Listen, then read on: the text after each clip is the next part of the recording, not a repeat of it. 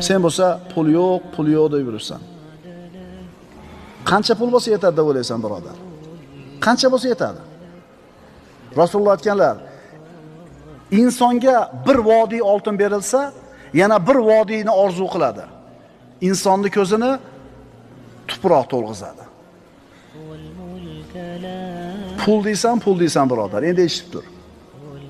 Ikki ko'zingni o'yib berasan, Uhud tog'idek keladigan oltin beriladi. Rozimisan? Ikki quloqini kesib olishadi, Tuhoma tog'laridek kumushlar seniki bo'ladi. Nima deysan? Tilingni berasan, soqov bo'lasan, ammo Zahro qasrlari seniki bo'ladi. Ko'nasanmi? Ikkita qo'lingni uzib berasan, istagan yoqut marjonlarni olasan. Bu taklifga nima deysan? Sen eng afzal, eng go'zal va eng komil ne'matlar ichidasan, ammo uni bilmaysan, ko'rmaysan.